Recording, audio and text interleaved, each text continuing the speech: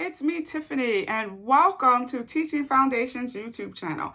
And today I'm going to be asking the question every preschool teacher asks themselves when working with families. If you have a hard time getting them to meetings, if you have a time getting them to come and do strategies and work with you at home, this is the video for you, because today I'm answering the question, how do you get families to the table? So if this is interesting, check it out.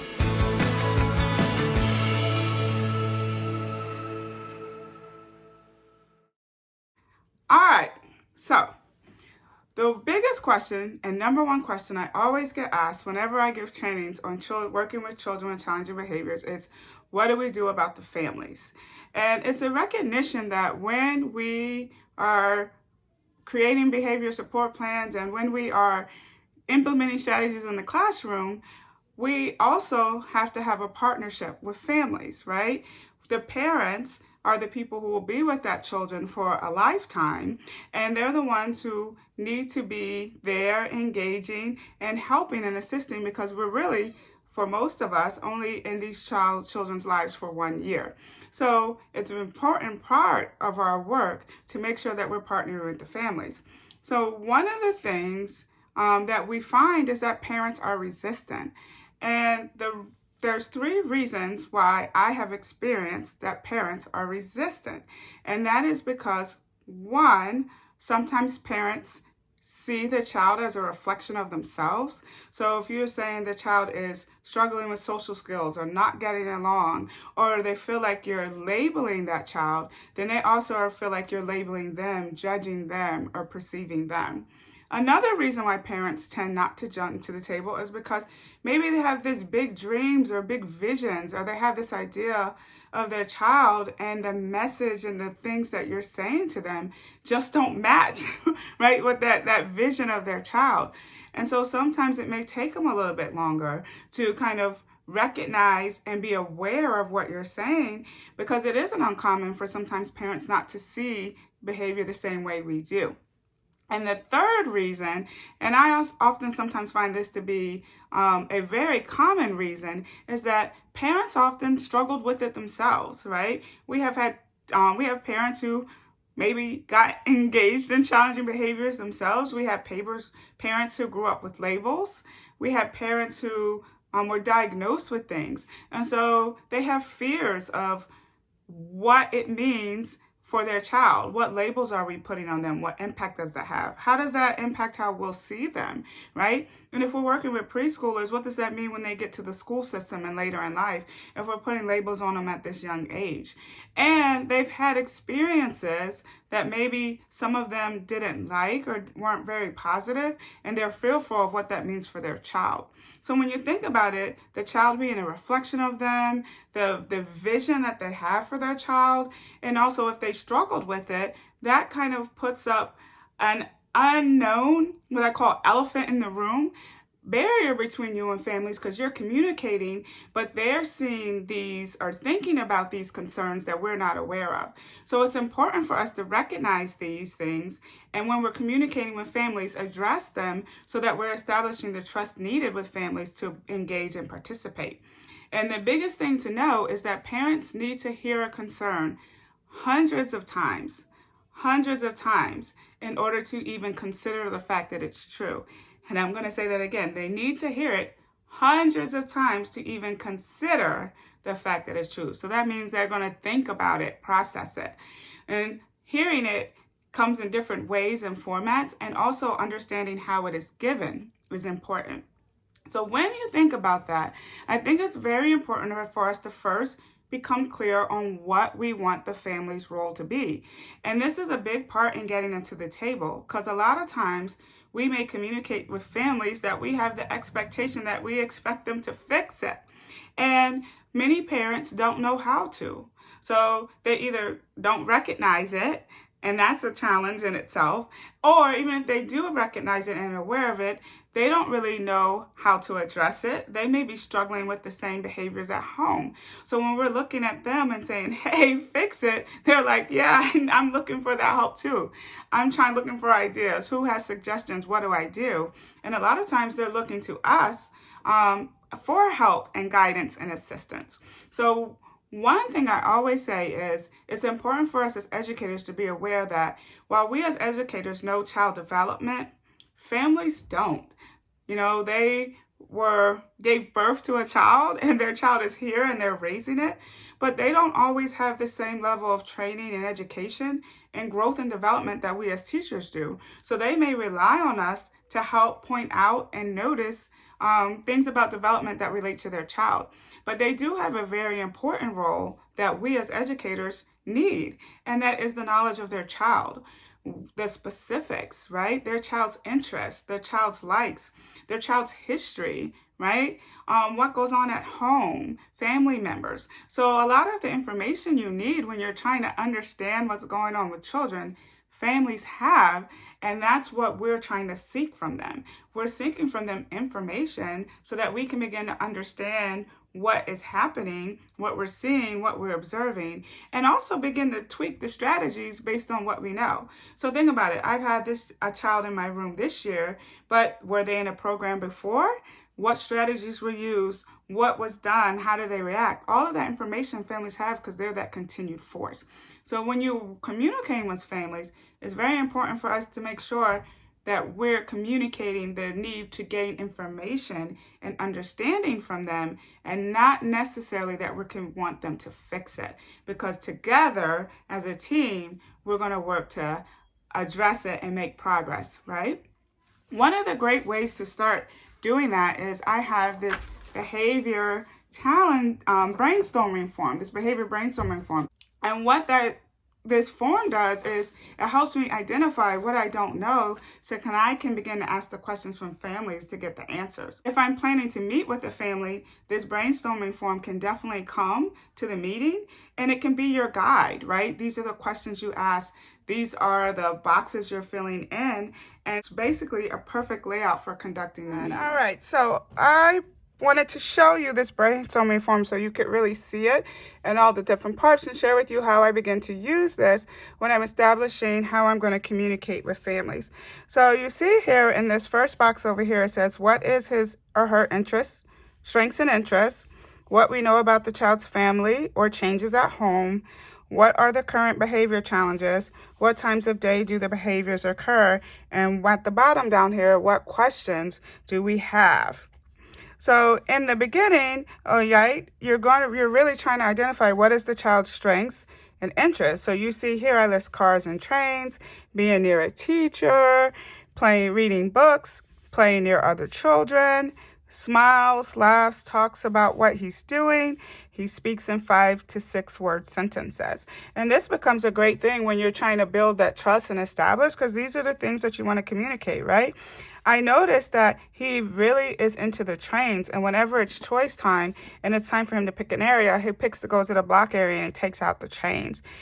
He really shows a preference for playing with another child in the classroom, like who are the children he tends to be with. And it actually, when they play together, they build very elaborate cities and towns, and they're talking to each other about what to do. And his sentences structure is he's able to speak in 5 to 6 word sentences. So he's really great at communicating his ideas with others.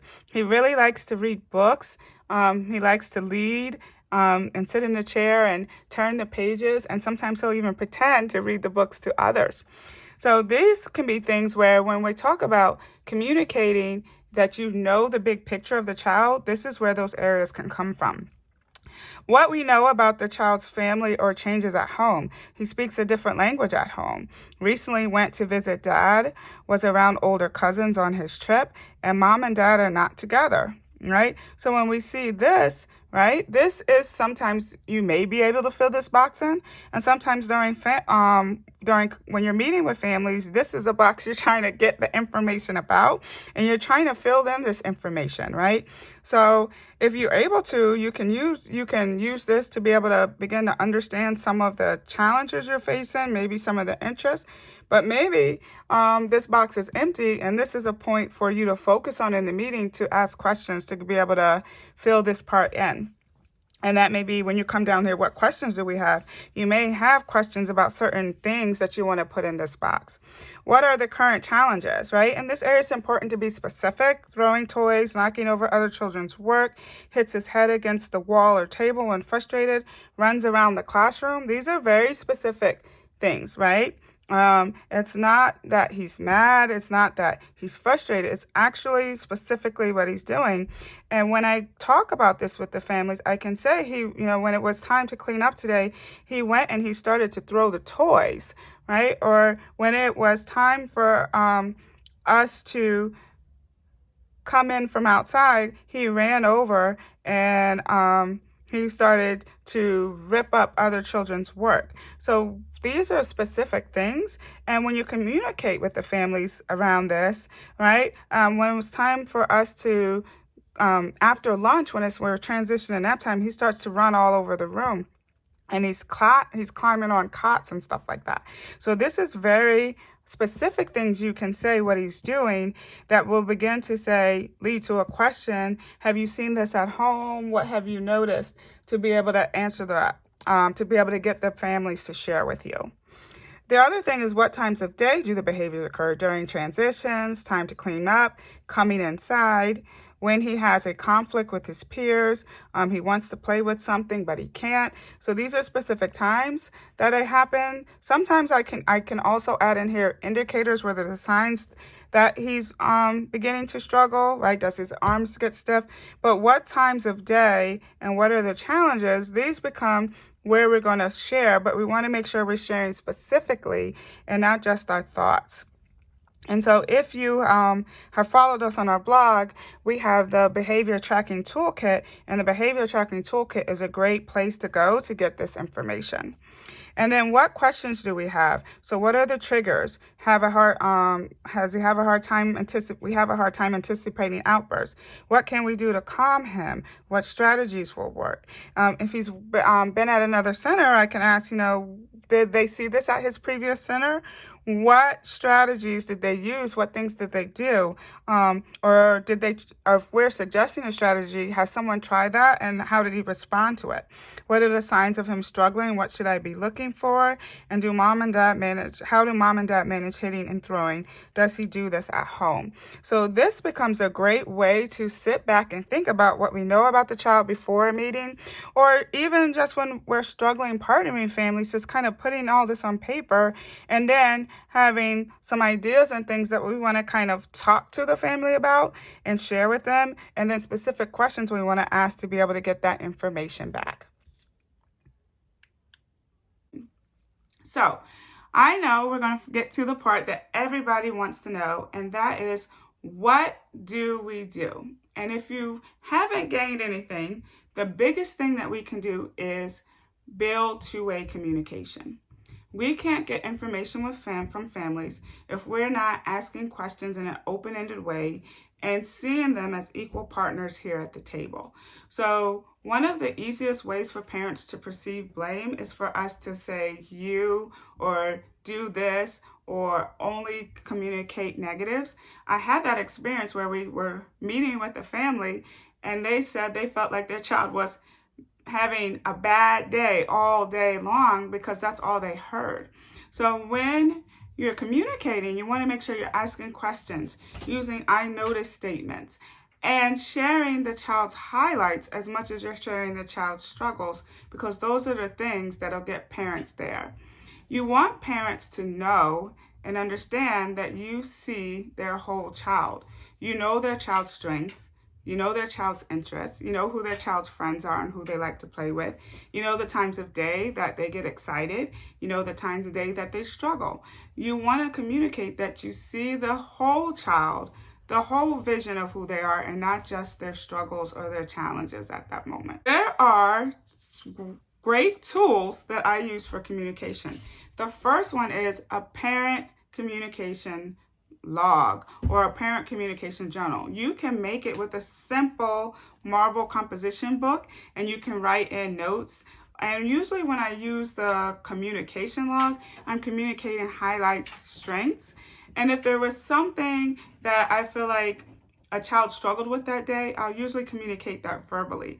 The point of it is, when we remember in the beginning, I was talking about how parents have these concerns, right? These fears. So the way to get past the fears is to make sure that you're communicating the child's strengths, the highlights of their day, the funny moments that they said, and you're sharing that with family. So you're building that trust and you're building that relationship that can still be there and present when you're trying to brainstorm strategies to handle challenges that you're having. So the first thing is to start a communication journal. And in the communication journal, you can share activities from the day. You can share highlights, things that they said. And it's basically starting a back and forth log of what is going on. And you can send it home to the families, and the families can write back highlights of things that happened over the weekend, different things that they want you to know about the child so you can be able to address it. And it's a simple way of starting a back and forth communication and relationship with the family that is based on trust. Then once I have that back and forth communication going with the log, then I'll start to do the I noticed statements today, right? So at pickup time, I can say, oh, we had a really great time when we were doing art, and got really excited about making circles and squares, and we began to put it together, and he made it. He said he was making a building that looked like his home, and it was really exciting to see, and he was putting his family in the picture. But I did notice today, when it came time for nap time, he started running around and screaming and jumping on the cots. So I'm still highlighting strengths, but I'm throwing in the I noticed, right? Or this is what happened also with that. And a lot of times when you put that together, and then I can say, what did you think about that? Or have you noticed that at home? How does nap time go? And so that's a way for that information to come in. Another way that you can communicate, especially when you're getting to the place where you're starting to communicate, you created a plan and you're trying to implement that plan, is you can begin to, there's a log where you can say the child's strengths. This was a highlight for today, and this is something that we're still working on. And so I will share an image of a link to that, and that you can download and use. But it's a great tool. So you focus on, so we're working on this, you're working on the child communicating, right?